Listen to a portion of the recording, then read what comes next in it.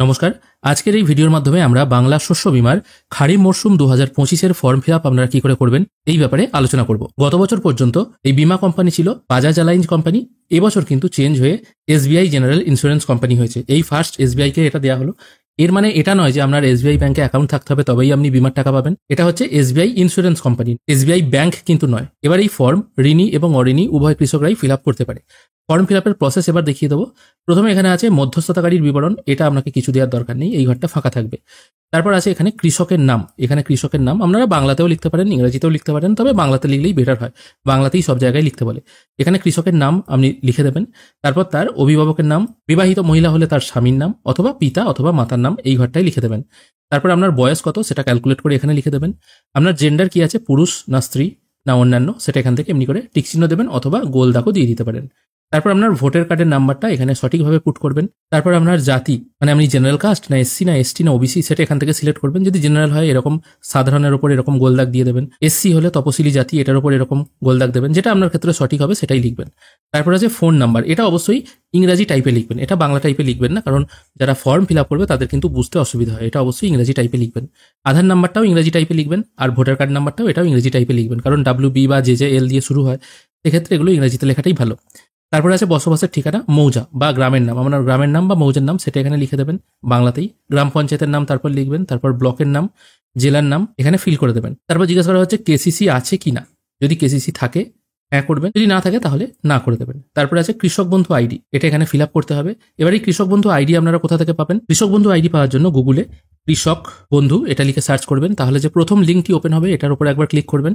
তারপর এখানে নথিভুক্ত কৃষকের তথ্য যেটা আছে সেকেন্ড অপশন, এটির উপর একবার ক্লিক করবেন।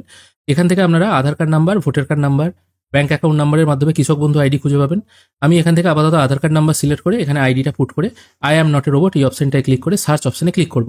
এখানে দেখুন কেবি আইডি বলে একটা আইডি নিচে লেখা আছে, এটাই হচ্ছে আপনার কৃষক বন্ধু আইডি। এটাই আপনাকে এই কৃষক বন্ধু আইডির জায়গায় পুট করতে হবে। তারপর আছে বীমার জন্য প্রস্তাবিত ফসল এবং জমির বিবরণ। এখানে শুধুমাত্র ধানের জন্যই দেওয়া হচ্ছে, সেই জন্য ধান আপনি কোন এলাকায় রোপণ করেছেন সেটা দিতে হবে। প্রথমে আপনার পর্চা অনুযায়ী ব্লকের নামটা এখানে বসাবেন, তারপর গ্রাম পঞ্চায়েতের নামটা বসাবেন, মৌজা এবং জেএল নাম্বারটা এখানে বসিয়ে দেবেন, খতিয়ান নাম্বার এখানে বসাবেন, দাগ নাম্বার যতগুলো আছে ছোট ছোট করে লিখে দেবেন। যদি একটা মৌজাতেই আপনার জমি থাকে এবং একটাই খতিয়ান হয় তাহলে আপনি এই সব ঘরগুলো ইউজ করতে পারেন।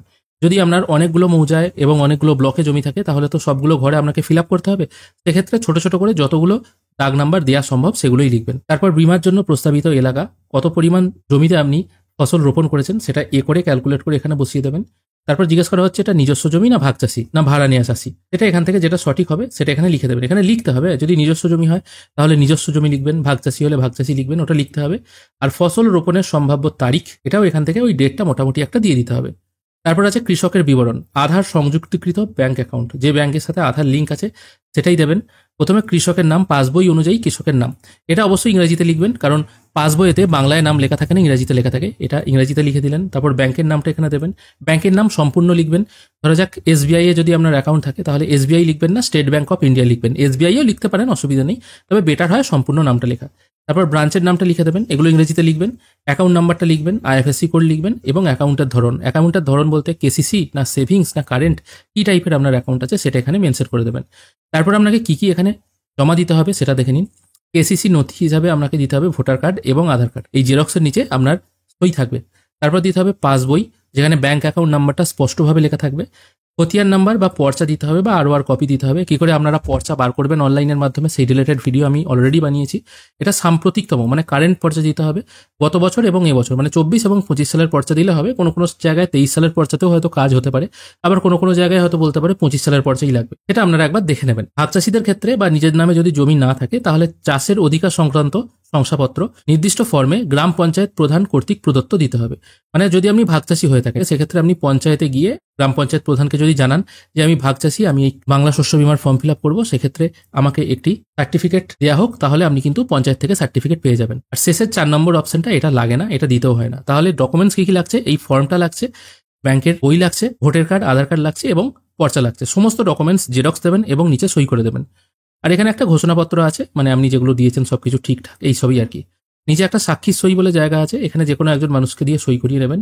নিজের দিকে আপনার সই হবে, যদি আপনি নিজে সই করতে না পারেন তাহলে টিপছাপ দিলেও হবে। তারপর আছে প্রাপ্তি স্বীকার অংশ, এই জায়গাটাতেও ওই একই হবে, এই অংশটা আপনাকে কেটে ফেরত দেওয়া হবে, এই অংশটা আপনাকে কেটে ফেরত দেওয়া হবে স্ট্যাম্প করে।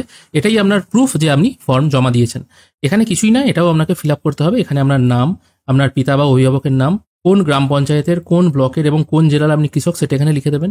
কত তারিখে আপনি কোন ফসলের জন্য ফর্ম জমা দিচ্ছেন সেটাও লিখবেন, এবং নিচের দিকে আপনার bank account number, IFSC code এগুলো মেনশন করে দিতে হবে। মধ্যস্থকারীর নাম এবং ঠিকানা এটা লেখার দরকার নেই। আর এখানে আপনি সই করবেন না, যিনি জমা নিচ্ছেন তার সই হবে এবং তার একটা সিলমোহর হবে, তিনি এখানে স্ট্যাম্প দিয়ে দেবেন। এবার এই ফর্মের পেছন দিকে আর একটা অংশ আছে, যদি আপনার অধিক দাগ হয়ে থাকে, ধরুন একটা মৌজাতেই বা আপনার অনেকগুলো মৌজ আছে, সেক্ষেত্রে প্রচুর দাগ, এক একটা খতিয়ানে হয়তো আপনার 25টা 26টা করে দাগ, সেক্ষেত্রে তো এখানে ধরানো সম্ভব নয়।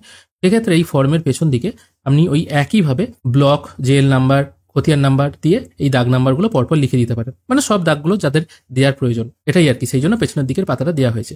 মোটামুটি এটাই। আর নিচের দিকেও এখানে সাক্ষীর সই এবং কৃষকের সই, বা উনি যদি সই করতে না পারেন তার টিপছাপ দেওয়ার জায়গা আছে। এইভাবেই কিন্তু আপনারা বাংলা শস্য বীমার যে নতুন ফর্ম বেরিয়েছে খারিফ মরশুম 2025 সাল ধানের, তার ফর্ম ফিল আপ করতে পারবেন। বিভিন্ন জায়গাতে ফর্ম ফিল আপ শুরু হয়ে গেছে, যে সমস্ত জায়গায় হয়নি আপনাদেরও কিছুদিনের মধ্যে শুরু হবে। ফর্ম ফিল আপ প্রসেসটা আপনাদের জানিয়ে রাখলাম।